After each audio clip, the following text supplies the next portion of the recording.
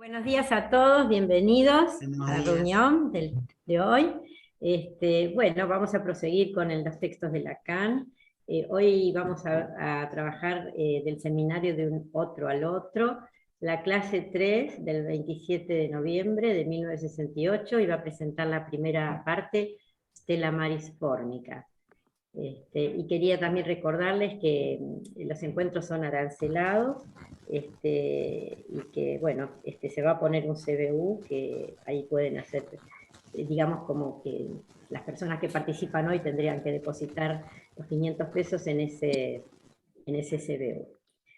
Bueno, entonces le damos bienvenida a Estela y te escuchamos. Yo voy a silenciar a todos y Estela, vos te silenciás, por favor.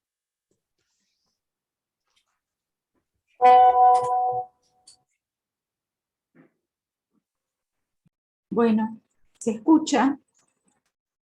Sí. Bueno, entonces la clase 3 se llama la topología del otro. Y estuve investigando un poco por qué se llama la topología del otro. Acá Lacan va a presentar el grafo, que ya lo ha presentado en otros seminarios, en las formaciones del inconsciente, en el deseo y su interpretación, y en los escritos en la subversión del sujeto. La topología del otro se refiere justamente a la representación gráfica del otro. Va a tratar de la representación gráfica, en principio, de 4 esquinas, de las 4 esquinas del piso inferior, que es lo que yo voy a tomar hoy, y les voy a decir, me voy a saltear las 2 primeras hojas, en parte para, como habíamos quedado, ¿se acuerdan de tener tiempo suficiente para conversar después, que siempre es tan rico y nos gusta mucho? Y porque algunas cosas realmente las estuvo presentando Osvaldo. Así que para que ustedes se ubiquen, yo voy a andar entre las páginas 44, voy a llegar hasta la página 49, pero les voy a ir diciendo. La primera cosa que dice Lacan es que la conexión más simple de un significante 1 con un significante 2 es a partir ya de la dependencia del sujeto. Y es de lo que se va a tratar acá, de cómo el sujeto, que no lo es aún, porque él va a desarrollar este caminito de ese pescadito que tiene un punto de partida y quedará enganchado como un anzuelo en el encuentro con el gran otro. Entonces, es por eso que comienza a hablar de la dependencia, ¿no? Del futuro sujeto. Entonces, yo voy a tomar estas páginas, pero voy a abrir un poco tomando algunas ideas de los textos que les mencionaba recién. Bueno, el infans, que estaría ubicado, yo después les voy a compartir la pantalla para que veamos todos el primer piso del grafo, ¿no? Pero bueno, el infans sería esa pirámide que está ubicada en el grafo como punto de partida. Ahí ese infans va en búsqueda del objeto mítico de la necesidad, podríamos decirlo así. Pero en ese camino se le cruza sincrónicamente, quiere decir puntualmente en un lugar, ¿no? El gran otro, que hace metáfora. Ahí está la metáfora, porque Lacan va a ubicar lo sincrónico y lo diacrónico.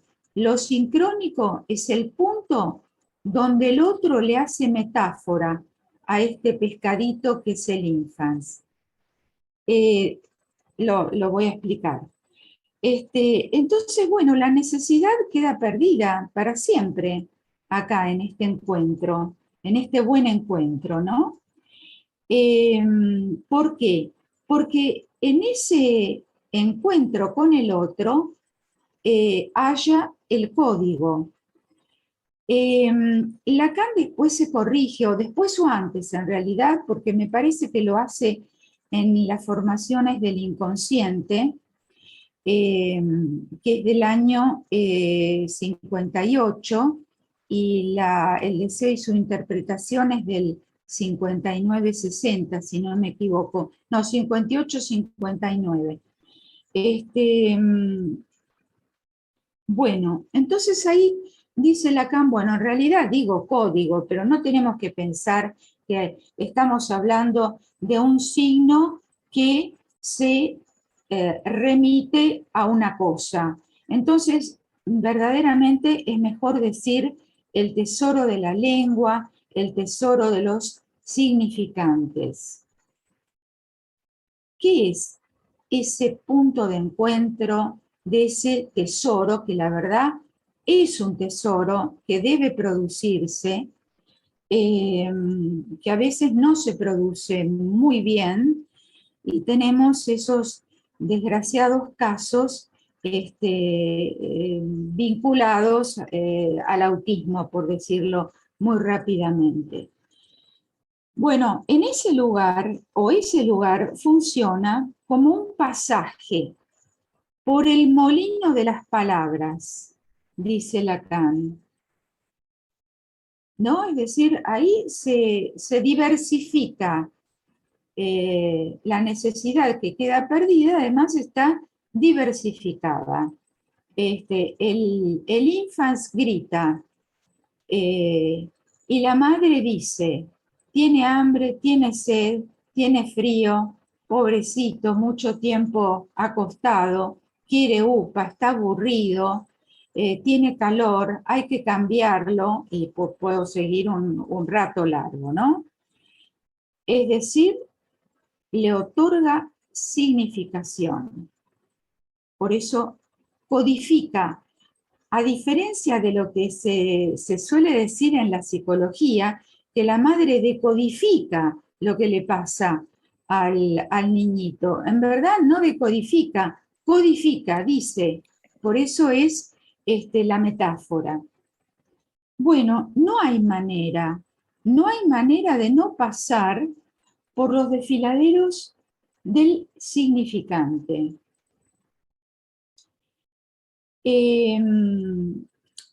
Entonces, ahora en un minutito les intento compartir, pero estoy en la página ahora 46, donde aparece el grafo, pequeño aún, donde parte una curva, una línea que va de delta hacia delta prima.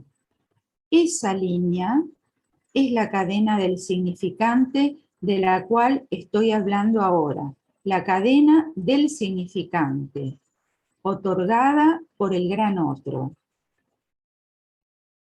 En la subversión del sujeto, Lacan habla de este lugar del otro de un modo muy interesante, porque de aquí se recibe una marca que constituye una estructura de ficción, porque como no hay otro del otro, acá se arma algo ficcional. Le pasa esto y le suele pasar seguido, qué sé yo, ¿no? Y dice esto Lacan, que es una frase que me parece increíble.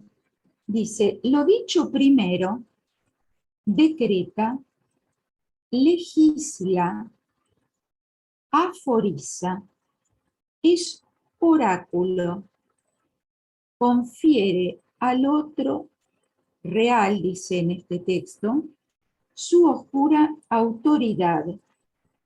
Ocupa una posición maestra de amo absoluto, que después lo voy a relacionar un poquito con el tema del capitalista y el esclavo. Bueno, esta marca invisible enajena al sujeto a una identificación primera, en forma de ideal del yo, porque después ahí en ese grafo, donde da la vueltita a la cadena del significante y termina en delta prima, si ustedes tienen el texto a mano, la página 46, ahí Lacan ubicará el ideal del otro como primer signo de la relación, de su relación con el otro. Hay un ejemplo que da Freud que tiene que ver con este lugar del otro que legisla, aforiza, ese amo absoluto, que decreta, que es del hombre de las ratas. A mí me gusta mucho este ejemplo, porque resulta que el hombre de las ratas, cuando era niño, bueno, el padre lo estaba retando, y este niño empezó a insultarlo, pero en verdad con palabras irrelevantes, es decir, con nimiedades, qué sé yo, mesa, silla, lámpara, vaso, cualquier cosa. Pero se ve que la enunciación fue dicha, fue proferida por el niñito de tal modo que el padre se asustó y dijo: este niño será un gran hombre o un gran criminal. Freud dice, esa impresión, que podemos tomarlo impresión en el sentido de marca, afectó el carácter de ese niño y se convirtió en cobarde. Escuchó gran criminal, diría yo, y se convirtió en cobarde. Esto es, digamos, tiene que ver con ese decreto y lo que puede pasar en todo el desarrollo, porque bueno, el grafo implica todo un desarrollo hasta llegar al punto donde la flecha termina en un ideal. Bueno, no es un ideal muy lindo ser un cobarde, pero tiene que ver con un significante que le funcionó a modo de aforismo y de, en fin, de marca, ¿no? Como dice Freud. Bueno, entonces, ahora les voy a compartir para que estemos ubicados, si mi computadora nueva me lo permite, creo que sí. Acá.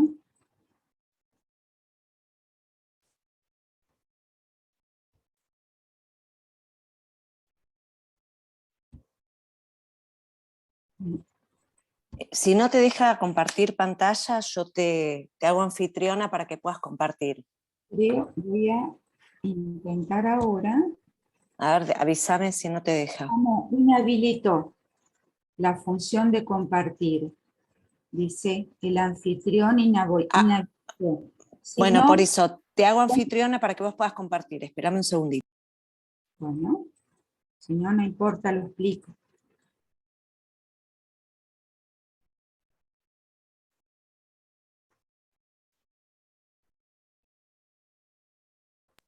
Teóricamente ahora podrías.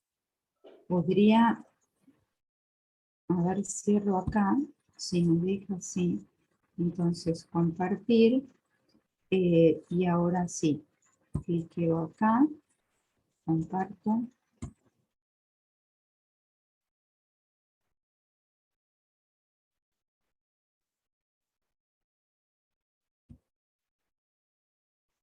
No sé si se ve. Sí, sí, ahí se ve, ahí se ve. En verdad es como les decía, que estoy en la página 46.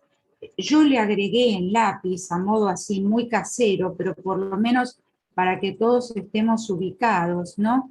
En esta cadena del significante que va de delta a delta prima, que es ahí donde después Lacan pondrá el ideal del otro en delta prima, y no sé si se alcanza a ver, pero yo traté de hacer un puntito en el cruce de la otra cadena que va de gamma al otro, y en ese cruce tenemos a la derecha el código, del que estuve hablando un poquito recién, y del otro lado el mensaje.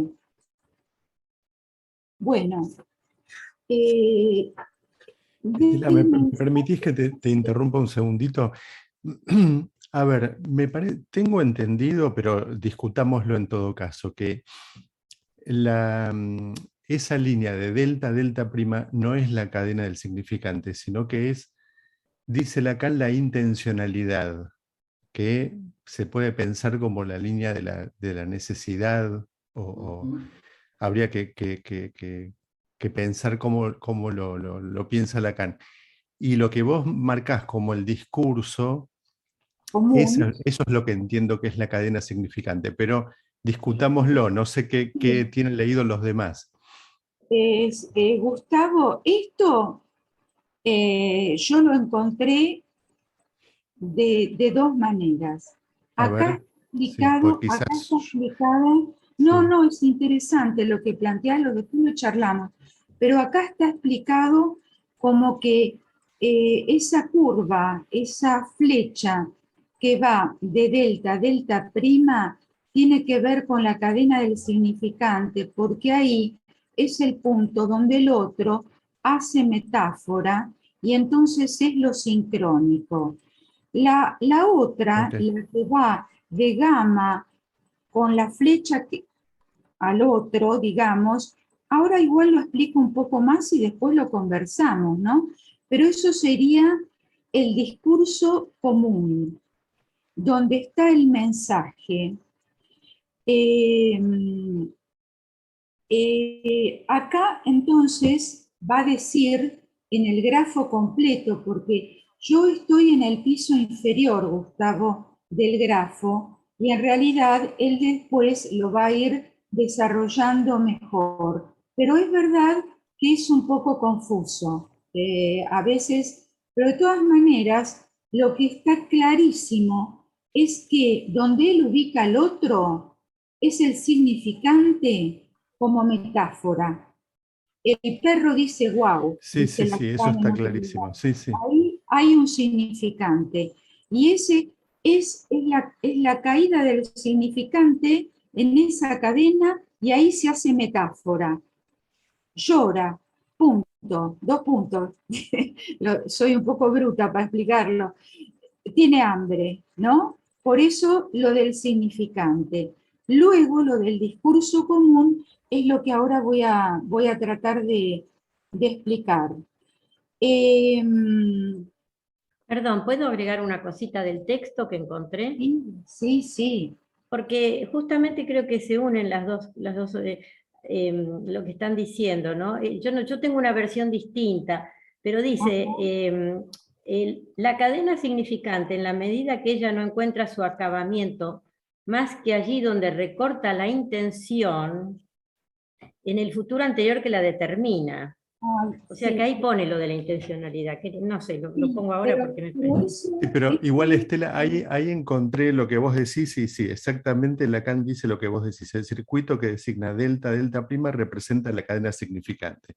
Así que bueno, vos eh, estás la- diciendo lo que dice Lacan, que en otros sí, lados lo dice de otra manera. Entonces, el equivocado en este caso soy yo.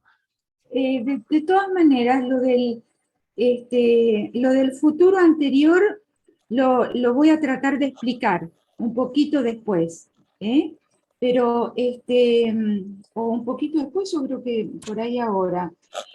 En esta, línea o flecha que él llama del discurso común, en el lugar del mensaje, en el grafo completo, él va a ubicar el significado del otro. Porque, claro, el sujeto rebota de lo que recibe su propio mensaje. ¿Qué sé yo? ¿Tenés calor? Tengo calor. Un gran criminal, pues más vale un cobarde, o un gran hombre podría haber escuchado el significado del otro. Lo pone así en el grafo completo, en ese punto donde yo escribí mensaje, porque en el piso inferior en principio escribe mensaje. Lo que pasa es que vamos a tener que tener la paciencia de esperar a desarrollar todo el grafo completo, que la verdad que es genial, ¿no?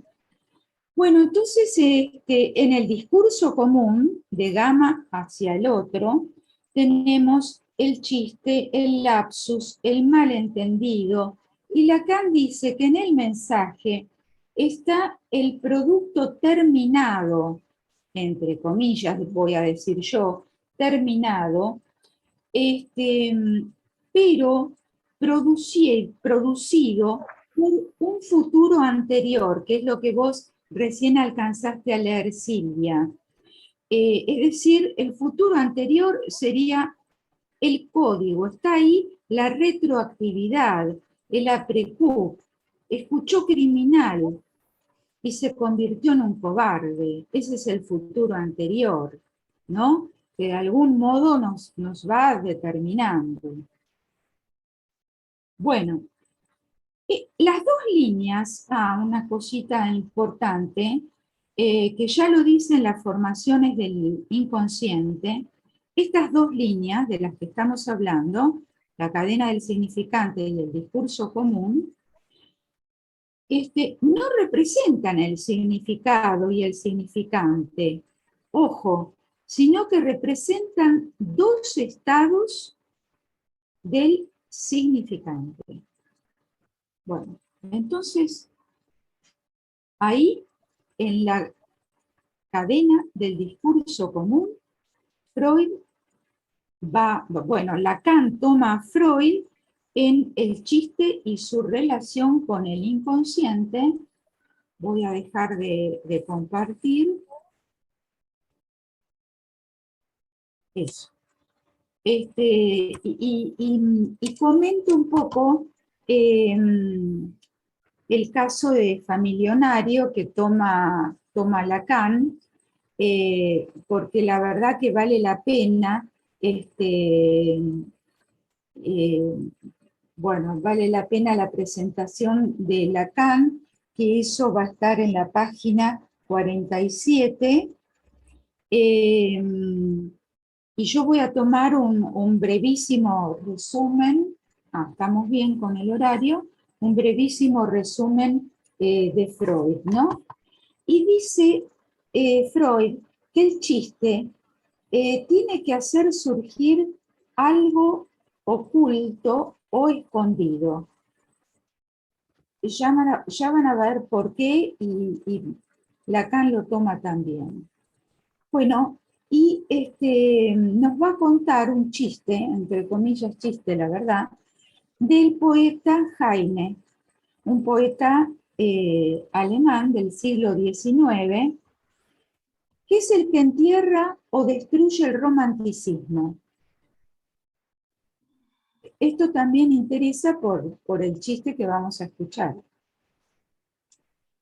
De un personaje que no existió, aunque podría haber existido, que se llamaba Hirsch Jacint, disculpen, no sé cómo se pronuncia esto, que aparece este personaje en las estampas de viaje del poeta de Heine y particularmente en los baños de Lucas. Entonces, Hirsch Jacint dice esto: tan cierto como que de Dios proviene todo lo bueno, señor doctor, le habla a alguien, es que una vez me hallaba yo sentado junto a Salomón Rothschild, un varón, y que me trató como a un igual suyo, muy familiarmente. Freud dice, Rothschild me trató como a su igual muy familiarmente, aunque claro es que solo en la medida en que esto es posible a un millonario. No sé si se entiende. Es decir, que es en un millonario donde reside el chiste.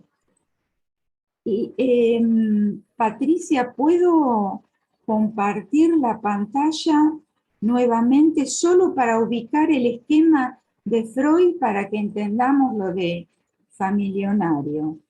Ahí está, ahí Ingrid soy, pero ahí te puse de vuelta. Ahí voy entonces. Acá, familionario. Vuelvo a nuestra reunión. Compartimos. Acá. Acá y la agrando. ¿Se ve?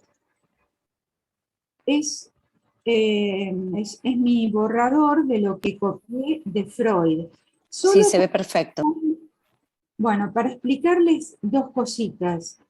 Una, que la verdad en este chiste Freud hace un análisis lingüístico. Y Lacan, en la página 47, habla de lo que son los semantemas. Y parece una cosa muy difícil, no lo es. Cuando yo era chica estudiábamos la familia de palabras en el colegio, no sé si alguien me acompaña en el recuerdo, pero miren, yo copié, digamos, como arma este esquema Freud. Y redondeé en verde family, después sería familiar. Family es la raíz. Family es la raíz de familia, de familiar, de familiarmente. Esa raíz es el semantema o el lexema, es lo mismo. Y abajo, bueno, abajo escribe millonar, en rojo lo puse yo, Freud, después hace una raya, y después Freud escribe familionar, y yo subrayé, redondeé en verde, millón, esa es otra raíz, es otro lexema. Es decir que los lexemas, estas raíces, es la parte invariable de todas las palabras de una misma familia, como podría ser, supongamos, zapat, zapat, de zapatero, zapatería, zapato. Es decir, que acá hay toda una condensación y una compresión. Pero esas son las dos raíces y este sería el maravilloso análisis lingüístico que va haciendo Freud. Bueno, dejo de compartir para volver rápidamente a este análisis, ¿no? Freud dice que en el chiste hay una parte de amargura. A mí me impactó mucho. Lo dejo como pregunta si esto de amargura irá enlazado al goce o no. En este chiste, la verdad, sí hay una parte de amargura. La nueva palabra, familionar, familionarmente, exactamente acá como me escribe Cristina, familionar y millonar. La palabra es una palabra, es una formación mixta, y la palabra millonario sufre una fuerza compresora y solo aparece fusionada a familionarmente. Es decir, que hay una condensación con formación sustitutiva. Se puso de moda en nuestro castellano, en nuestro idioma, el término brunch, para tomar algún otro ejemplo, que es una condensación de breakfast y lunch. Así que, ¿no? Del desayuno y del almuerzo. Así que nos tomamos un lindo desayuno abundante con un poco de almuerzo. Esto sería el otro ejemplo. Vieron que está otra vez la raíz de brunch y de lunch, también esos dos lexemas. Y otro ejemplo que a mí me gusta muchísimo es del libro Alicia a través del espejo y de lo que encontró allí, del genial Lewis Carroll, que era un lógico matemático, y que le explicaba a Alicia la semántica y la pragmática, que estamos un poco en este tema, ¿no?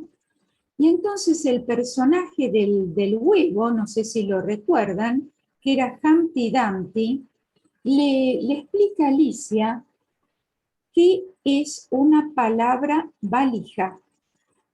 Una palabra valija, le dice, son dos significados embalados en una sola palabra. Para nosotros serían dos significantes. Pero bueno, de esto está lleno ese libro. ¿De qué reímos? Dice Freud.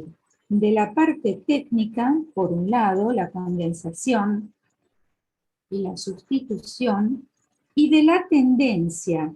Acá aparece el término también tendencia o intención, que sería sentirse igual, como un millonario. Pero les cuento que este pobre Hirsch Yassin no era ningún millonario, lo era el Rothschild. Él trabajaba en lotería, pero también trabajaba como callicida, es decir, que era el podólogo del señor Rothschild, le curaba a los callos, eso hacía. Así que nada de millonario, ¿no? Bueno, el chiste precisa de tres personas o de tres personajes. La que lo dice, la que lo cuenta, la que lo dice, el aludido, y la tercera es la que ríe. En la que ríe o las que ríen, porque vamos a ver que hay varios, se cumple el placer del chiste. El chiste hace posible la satisfacción de una tendencia o de un instinto, dice Freud, libidinoso o agresivo. ¿Por qué? Porque para mantener la represión, la coerción psíquica, hace falta un gasto psíquico. El chiste lo que hace es apostar placer porque ahorra el gasto psíquico. Y voy terminando. Dice, Freud ayuda para ahorrar, ir contra la represión. La otra vez, Mariana López, que está por ahí, decía que el familionar pacifica, ¿no, Mariana? pacificaba. Bueno, me encontré justo con eso, con lo que dice Freud. Y miren lo que dice Freud. El chiste mejora y fortifica el pensamiento porque le permite sortear, soslayar o eludir el juicio crítico de el vapuleado superyo sería, ¿no? Y dice lo mismo después Freud en acerca de la comicidad. Bueno, para concluir, que creo que estamos en hora, me voy a la página 48, donde Lacan habla del sujeto capitalista y de los empleados, ¿no? Estoy por ahí, porque Lacan dice, bueno, la verdad es que el chiste tiene que ir pasando, no alcanza con que el Hirsch Jacint se lo contó al doctor S o a quien sea. Hace falta que ese doctor después se lo contó a otro, a otro, a otro. Estos pequeños otros estarán también en el grafo, en ese piso inferior, porque Lacan incluye el A' prima, es decir, la parte del estadio del espejo. Estos pequeños otros serían los empleados de un capitalista. Dice, ¿qué es la función que son? Sino empleados, los que pasan entre las mallas de la red de hierro que constituye lo que tan insuficientemente capta la noción de la explotación de algunos hombres por otros. Es decir, yo les voy a decir como yo lo entiendo, ¿no? Cada quien que escucha el chiste está captado, captado por la red de significantes, por esta malla de significantes, y para mi modo de entender, entonces, somos empleados del gran capitalista, que es el discurso, que es el lenguaje, y que tiene que ver con ese amo absoluto ubicado en el primer punto del gran otro. Bueno, ese es mi entendimiento. Después seguirá este grafo con el gran signo de interrogación, que me quiere el otro, que voy del cuento de Cazotte, El diablo enamorado. Pero eso ya lo dejamos para otra oportunidad, así que si les parece, yo dejo acá para que tengamos bastante tiempo para conversar. Y me silencio un ratito.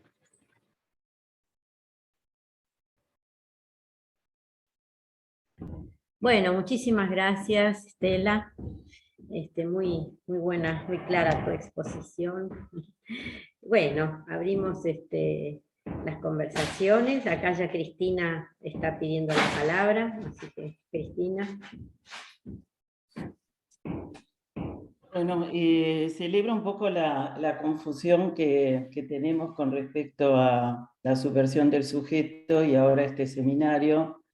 No nos olvidemos que el seminario es una transmisión oral y además fue editada después este texto por Miller, y me parece que vale la pena volver a la subversión del sujeto, y en ese sentido lo que decía Gustavo me parece que lo podemos pensar todos juntos, y en este primer esbozo del grafo hay, digamos, una primera intención de un sujeto que aún no es sujeto, ¿no? Que es el sujeto a advenir, que sería la cadena del sujeto, si es que se produce el encuentro con la cadena significante.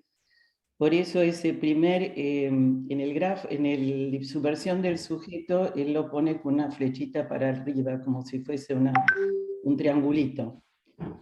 Y se cruza con la cadena significante, que es la cadena, digamos, horizontal, y que en realidad va desde el S, que no está aún tachado, hacia el S', porque se necesitan dos significantes para que haya un efecto sujeto.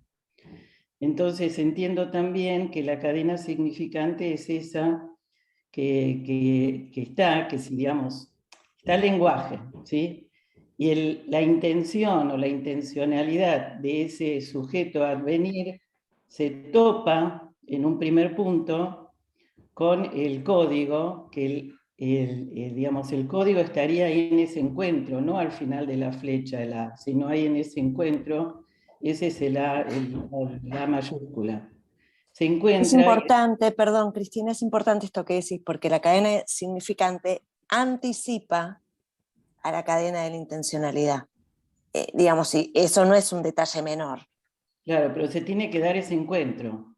Entonces, retroactivamente, en el retorno a la cadena significante, se encuentra con otro significante y como resultado de eso hay un sujeto. O sea que al terminar la flecha que va de abajo para la izquierda y para abajo, lo que tenemos como resultado es un sujeto. Entonces me parece interesante por lo menos pensarlo lógicamente, que no es la cadena significante, sino que es la intencionalidad, la posibilidad que haya ahí un sujeto, ¿no? Cuando se encuentra con la cadena significante. En el momento del segundo cruce de esa cadena, ahí es donde se produce alguna significación y lo que tan lindo decía Estela, bueno, la madre que le da algún significado, ¿no? Y entonces esa sería el matema de S minúscula, entre paréntesis, A mayúscula. Y en el otro, en el primer cruce, ahí estaría el A mayúscula, que es el código, que Lacan dice, es el lieu, es el sitio, ¿sí? Es una topología de lugares, del sitio, del tesoro significante. Bueno, se podría seguir hablando sobre este tema, pero me parece que por lo menos la idea está. Ahora, cómo lo graficamos me parece que está muy, muy bien explicado, bueno, difícil, en la subversión del sujeto. Y no olvidemos que este es un seminario oral, que las traducciones y las interpretaciones pueden tener sus deslizamientos. Y que Lacan también se puede equivocar. Y que Lacan también se puede equivocar.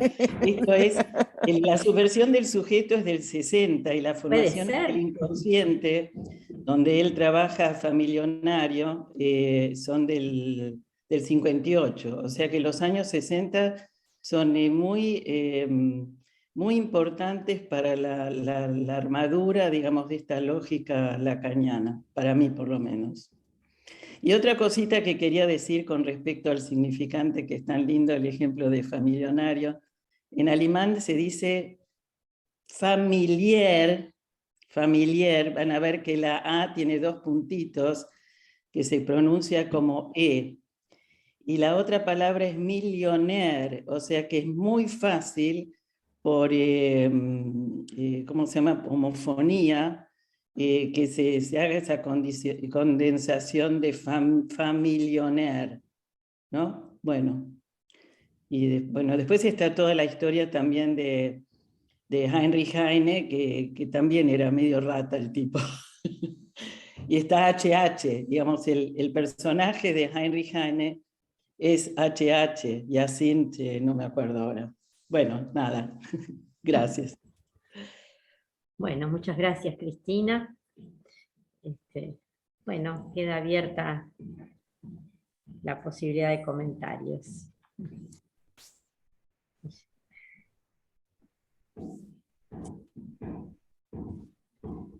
Graciela se anotó. Sí, bueno, muchísimas gracias, Estela, en primer lugar. Eh, Ahora Cristina también. Confieso que me hago lío con el grafo, me lo dice siempre. Así que en principio me gusta la idea de reconstruirlo entre nosotros, porque efectivamente no coinciden los textos, ¿no? Yo ahora tengo el seminario 5 en la mano que coincide con el 16 de hoy, en cuanto a qué nombra como discurso corriente y qué nombra como cadena del significante, ¿no? Pero bueno, habrá que ir haciendo estos cruces también con la subversión del sujeto o con lo que haga falta. Así que me parece que sí que es buena idea lo de tomar la conceptualización y en función de la conceptualización armar el grafo, ¿no? Poder llevar esa lógica. Eso es lo que quería comentar por ahora. Bueno, muchas gracias, Graciela. Está Gustavo. Sí, bueno. Bueno, gracias Estela por la puntuación tan didáctica que hiciste, que nos lleva un poco a encontrar algunas contradicciones tal vez. Yo sí, tenía leído en la subversión del sujeto, en el deseo de su interpretación, en las formaciones del inconsciente, esa línea que acá dice delta, delta prima, como la de la intencionalidad. Pero es verdad que cuando vos decías esto, ahí enseguida encontré el párrafo al que te referías de esta clase. Yo no sé, Cristina, si este seminario está establecido por Miller. Yo tengo una versión muy, muy antigua de discurso freudiano, creo que es. Es más, está escrita a máquina. Sí, yo también tengo esa versión. Yo Claro. también. No sé si pasó por las manos de Miller esto, pero bueno, puede ser que Lacan haya dicho esto. Bueno, es una desgrabación, ¿no?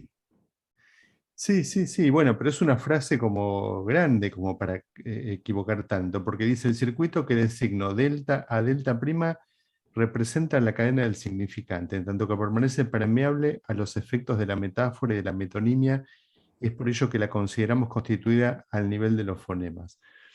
Pero bueno, pero de todas maneras me parece Discúlpame, que Gustavo, está editada por Paidós, el texto también establecido por Miller, Ah, con lo sí. cual, sí. Ah, pero esta es mucho anterior a esa, me parece, a la versión de Paidós, ¿eh? Quiero decir que, bueno, puede ser que después Miller haya tomado y coincidan las dos versiones. Pero digo, la enseñanza que a mí me trae esto es esto que estamos hablando, ¿no? Que nosotros tenemos que hacer una lectura lógica, no una lectura religiosa, ¿no? Porque muchas veces se dice: acá si Lacan lo dice, entonces ya está, se acabó la discusión, ¿no? No hay nada que discutir. Y sí, uno puede discutir con el texto, puede discutir con Lacan. Lacan va y viene, va construyendo esto y a veces se equivoca también. Entonces, me parece que la lectura lógica del grafo indica que tienen que ser dos líneas heterogéneas, que no tienen que ser las dos del significante, sino que una es esa intencionalidad que en algún lado tendrá que buscarlo, pero en algún lado leí que Lacan también habla de la necesidad en esa línea, ¿no? Como si En fuera otra versión, la línea en la subversión del sujeto, dice eso, creo bueno, que sí. Ujú. es la línea de la necesidad. Entonces, en la dirección de la necesidad del animalito, podemos decir así, del infans, como ese cachorro humano todavía no advenido a la palabra, se encuentra con el significante, ¿no? En esto que Estela dice, un buen encuentro, y ahí es donde se produce la metáfora, la posibilidad de la metáfora, que es lo que distingue ahí. También se abren los caminos y ahí estaríamos en el terreno de la neurosis, por ejemplo, ¿no? Es decir, que eso inmediatamente despliega el segundo piso del grafo. Ahora, también uno puede pensar que esto, que es como una cosa diacrónica, se da de modo sincrónico, es decir, que no hay necesidad sin significante. Es decir, no es que habría una necesidad de la que podemos hablar. Me parece que se puede hablar de necesidad a partir de que está perdida. No hay necesidad antes. Antes no sé qué es, no tiene nombre, ¿no? Como que a partir de que está perdida por el significante, ahí podemos hablar de que hay una necesidad que queda perdida en el ser. Y por otro lado, también coincido que el goce en el chiste tiene que ver con ponerse como que el yo esté por encima del super yo, sería, ¿no? Es un momento en el que yo se pone por encima del super yo, de que no se deja aplastar por el super yo, y hacer un chiste es un acto sublimatorio, es un acto creativo que se ríe de algo en el que frente a un millonario ese que habla se siente miserable. Es un miserable frente a ese millonario, pero cuando hace el chiste se pone un momento por encima, ¿no? De ese super yo del otro, del millonario, que es el super yo, ¿no? Bueno, hasta ahí. Bueno, Gustavo, muchas gracias. Celia, te toca a vos. Bueno, ahí me desmuté, no podía. Bueno, primero que nada, Estela, gracias por tu puntuación y por llevarnos de nuevo al grafo. Yo hacía un tiempo que no lo recorría, así que me vino muy bien. Y además que ha sido la ocasión de traer o poner en evidencia, por lo que ha surgido en el debate, estas diversas versiones que Lacan va introduciendo, ¿no? Y que eso me parece que tiene digamos, el gran mérito de obligarnos a la lectura una y otra vez, ¿no? Si hubiera una única versión, creo que estaríamos exceptuados de la lectura, que es nuestro trabajo, ¿no? De hacer la lectura. Así que por ese lado me parece por demás interesante lo que aparece. Pero yo quería pedirte si luego, en algún momento, podés volver con esto del capitalista, ¿no? Que me quedó picando y no llegué del todo a poder ubicar, ¿no? Que vos ubicabas al discurso como amo, digamos, en relación a esto del capitalismo. Y también quería preguntarte si podés volver sobre eso, que me interesa mucho para escucharlo en esos términos. También, ¿cómo podría ubicarse la cuestión freudiana? Recuerdan que en los sueños Freud habla del socio capitalista, ¿no? Que en eso él ubica siendo el deseo inconsciente, el socio capitalista. Y por ahí sí, eso, si podías también decirnos algo de eso, cómo lo pensás y eso. Bueno, hasta acá. Bueno, muchas gracias, Celia. No sé si querés agregar algo ahora, Estela, o si seguimos con las otras intervenciones. Hay dos personas más, está Graciela y Mónica Jacob. Como les parezca, me gustaría escuchar a Graciela y a Mónica, perfecto. y después Dale. sigo. Okay. Bueno, sí, para seguir así de a poquito, ¿no? Me parece que lo que llama cadena de la intención o discurso común, sí de algún modo remite a la necesidad, ¿no? Cuando, como que hay el hambre, pongamos, ¿no? Y por supuesto que después uno lo lee retroactivamente como que sería imposible ya en el ser humano, aún en sus comienzos, hablar de algo que sea solo necesidad, pero de alguna manera me parece que tiene cierto valor esto de la intención, porque no es una intención yoica si uno piensa en el hambre o en el frío, ¿no? La otra cosa que me parece importantísima, esto de la sincronía, ¿sí? Entre las dos cadenas. Y la otra es que cuando ubica la cadena del significante, está ubicando lo fonemático, los fonemas. Por eso va a parar al chiste rápidamente, ¿no? Digamos, creo que esto es esencial también al funcionamiento del grafo. Este lugar tan esencial que tiene la articulación entre el significante y los fonemáticos. Bueno, paro acá. Bueno, gracias, Graciela. Bueno, bienvenida, Mónica. Te toca a vos. Tenés que desilenciarte, Mónica. Está silenciada.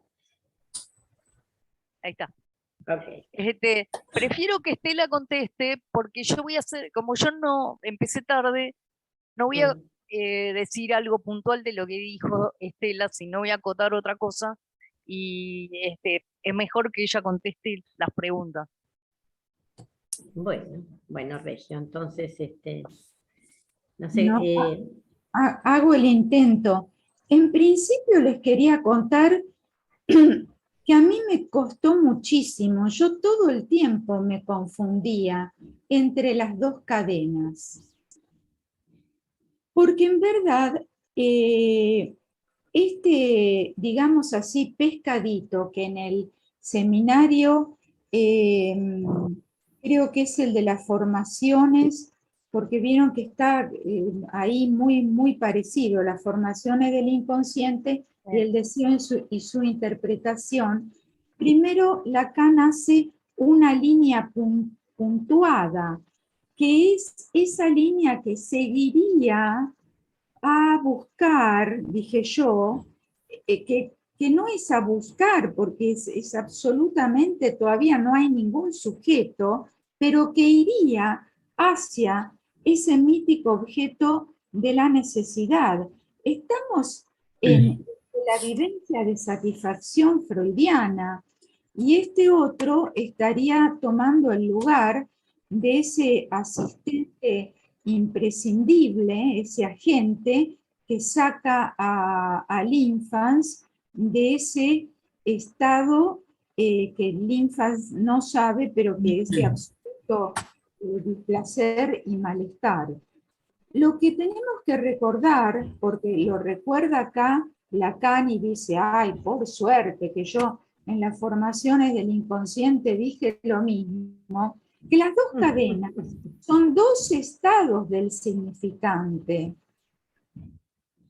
Entonces, no es difícil que digamos de una o de la otra.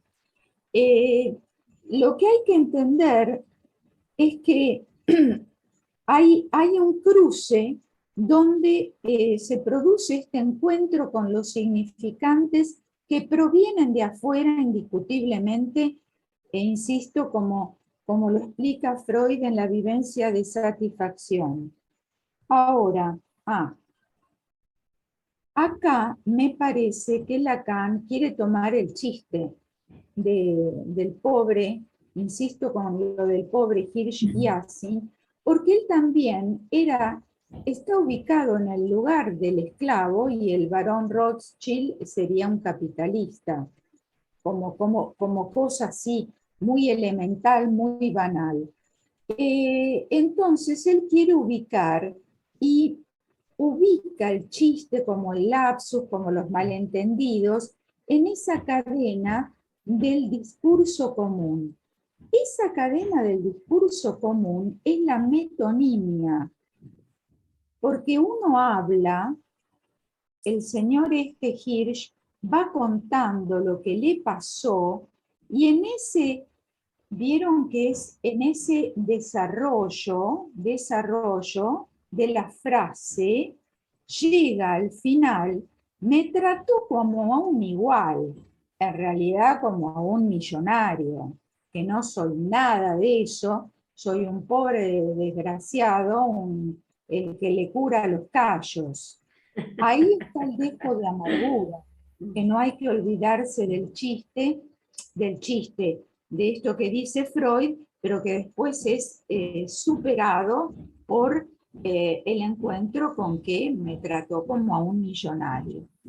Pero es porque él quiere ubicar la metáfora y la metonimia. Y entonces, como ustedes decían muy bien, Lacan se va aprovechando de lo que tiene y lo va modificando, y bueno, pero creo que esto se entiende con el desarrollo completo del grafo. Me parece que lo estamos entendiendo bien. Y después, con respecto a lo que preguntaba Celia, ¿no?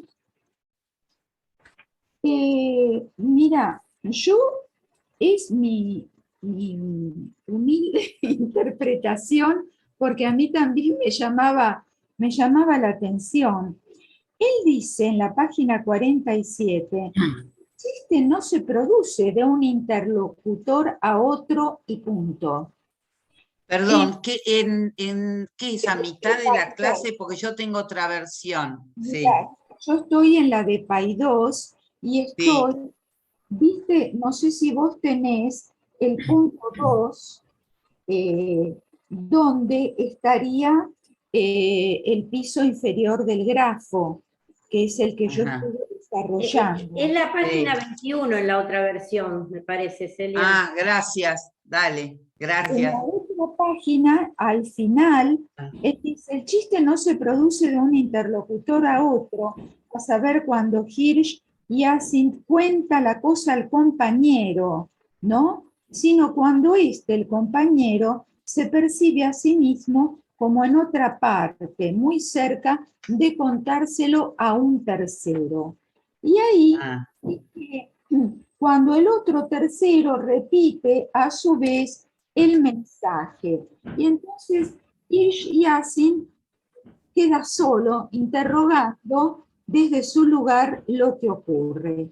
Inmediatamente después dice, se trata precisamente de esta novedad que introduje en nuestro discurso y que en esta ocasión no dudaré en trasplantar a este campo, a saber, el sujeto capitalista.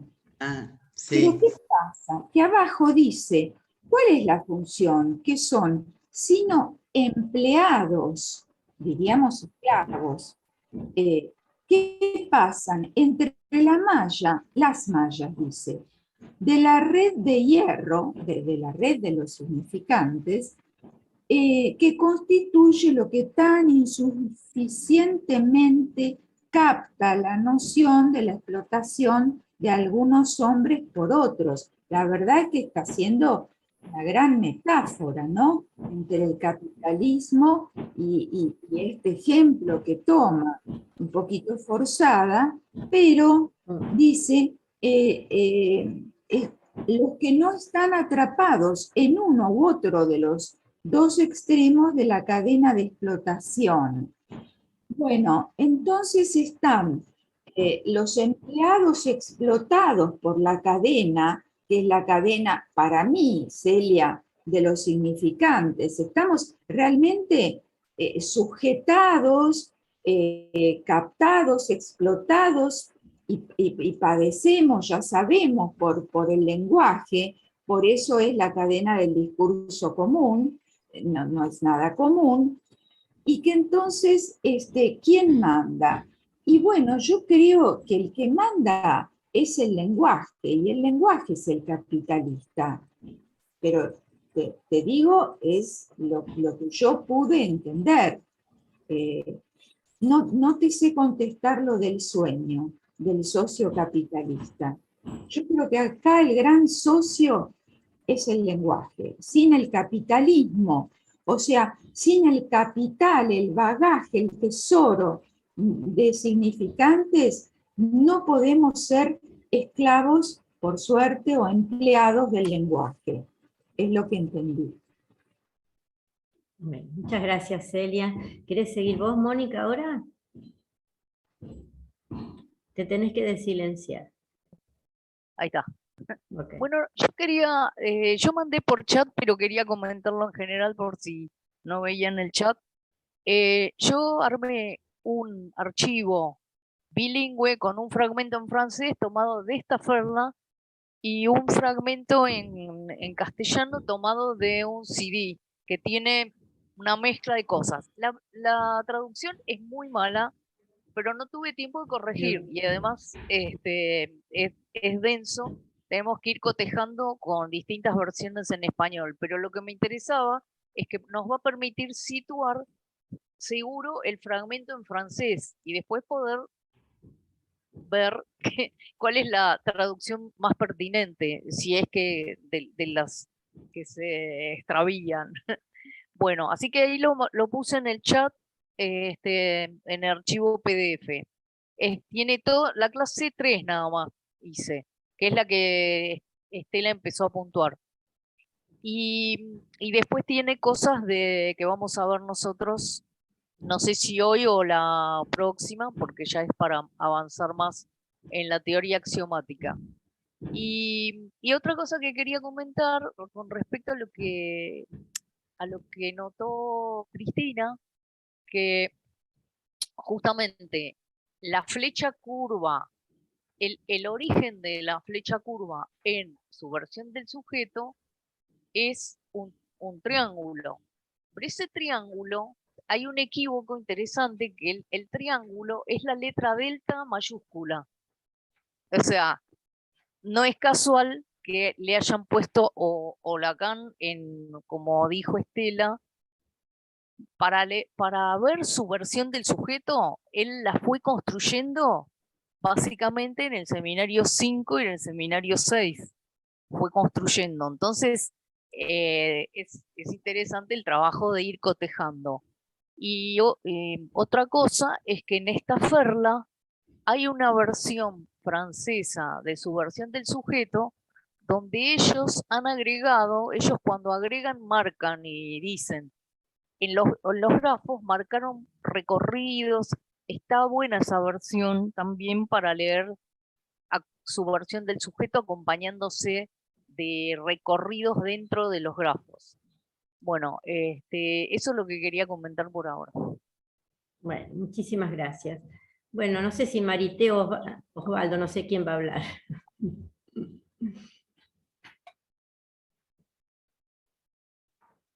Tan silenciados. Sí, no, yo quería una cosita muy... Se escucha mal, Marité, no sé por qué. Pequeña en relación a esta cuestión. Sí, porque está muy mal mi conexión a internet. No lo escribo. No. En el chat. Ahora mejoró. Sí, mejoró. Bueno, no, está muy complicada mi internet. No, esta cuestión de la amargura y la ganancia de placer en el chiste, ¿no? Porque justamente me parece que la cuestión medular, más allá de esta discusión del grafo, es la cuestión del plus de gozar, ¿no? En el sentido de que es posible, digamos, dentro de este amo capitalista que sería el lenguaje, que nos condena a determinados sentidos que nos vienen del otro, producir ahí un querer decir otra cosa donde se puede lograr en esta transmutación del sentido por medio, digamos, de la misma maniobra que permite el lenguaje, que sería la condensación, una ganancia de placer, ¿no? Es decir, desde la amargura de la pobreza del tipo que le hace los callos al Barón de Rothschild, es posible, digamos, situar cierto placer, cierta paridad. Pero bueno, finalmente también, diríamos, el Barón de Rothschild está castrado, ¿no? Es decir, a él también le falta, ¿no? Es decir, porque, digamos, lo que yo me había quedado enganchado con el primer punto, cuando lo leí ayer a la noche, con esta cuestión de lo que él llama la escritura del S, ¿no? Con el A tachado, esas tachaduras que él ubica, que tienen que ver con la falta del significante, ¿no? Como si en este punto de este sistema cerrado fuera la posibilidad de la falta lo que permitiría la ganancia de placer. No sé, es una cosa rarísima que se me ocurrió, pero bueno, lo quería compartir con ustedes. Y yo, bueno, estoy en el mismo cuadrito, por eso digo, pero quería hacer una mención, bueno, pero no familionariamente, sino matrimonialmente, porque quería seguir un poco con lo que planteaba Marité. Porque en realidad lo que está en juego acá me parece muy importante todo lo rico que se ha planteado a través de lo que trajo, de la lectura que trajo Estela, ¿no? Un poco pero también no perdernos, me parece, en la cuestión, yo diría hasta erudita, ¿no? Que se puede discutir acerca de qué palabra va y qué palabra no viene. A mí me parece que lo que está en juego acá es algo realmente que tiene que ver con el acto, es decir, con el acto lenguajero, es decir, el acto lenguajero. Es decir, acá hay una cuestión en donde este infans, que tiene su intención, diríamos así, que tiene su necesidad, aunque no sepamos, pero que tiene su necesidad. Es decir, tiene su necesidad y tiene su intención porque existe. Porque existe.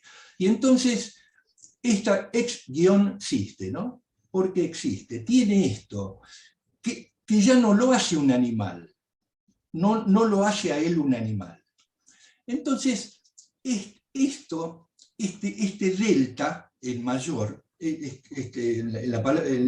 la letra griega mayor, este delta tiene esta cuestión ahí.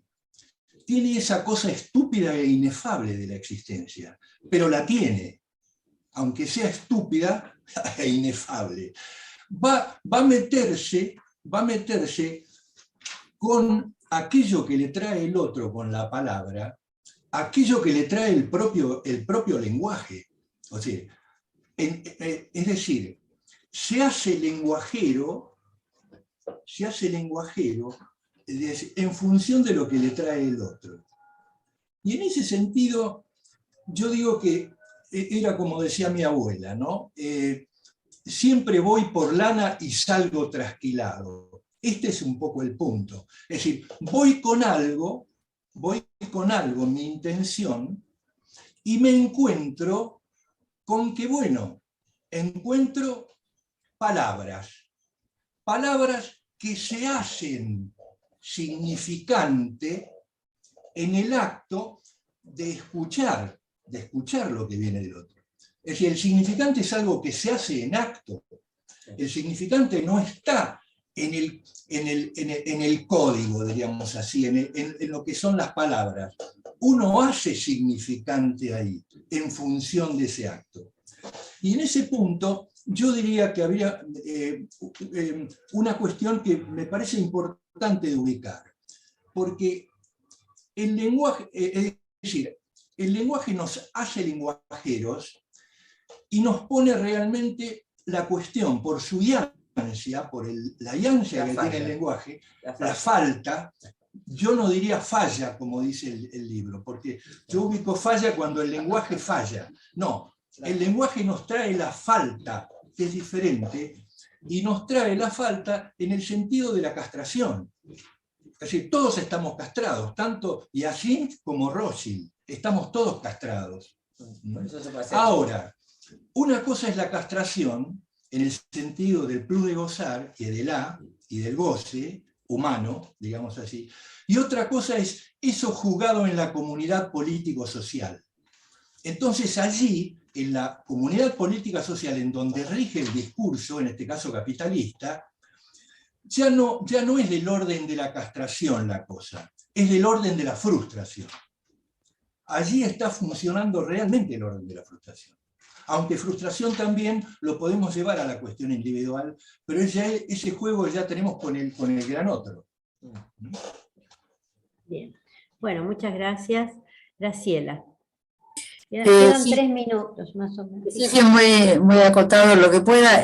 Sí, acuerdo con lo que decía Marité acerca de, y ahora Osvaldo también, acerca de la presencia de la falta, la función de la falta, porque pensando en quién es ese tercero a quien le voy a contar el chiste, ¿no? Se me ocurría que ese tercero, por supuesto, siempre aparece como personas para uno, ¿no? Pero que en el fondo diría que es el otro que soy como sujeto del inconsciente.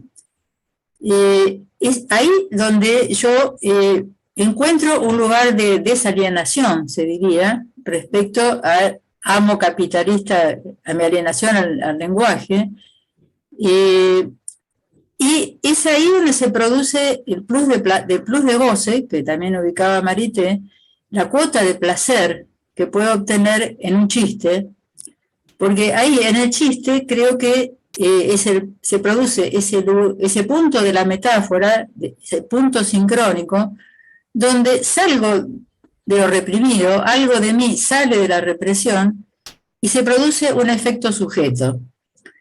Entonces creo que el tercero al que remite el chiste es ese, el sujeto que soy conmigo misma, ¿no? Bueno, esto. Bueno, muchas gracias. Bueno, estamos casi sobre la hora. ¿Alguien quiere decir algo más? No sé si alguien quiere aportar algo más. Bueno, mientras tanto les comento que la semana próxima, 1 de julio, vamos a trabajar textos de Freud, unas cartas a Fliss, y o sea, es el lunes dedicado a los textos de Freud, que ya lo vamos a publicar. Bueno, si no hay nada más, vamos cerrando. Bueno, muchas gracias a todos, muchas gracias las participaciones, Celia. Y hacemos un break de próxima. 5 minutitos. Dale. Para arrancar con Moni. Sí.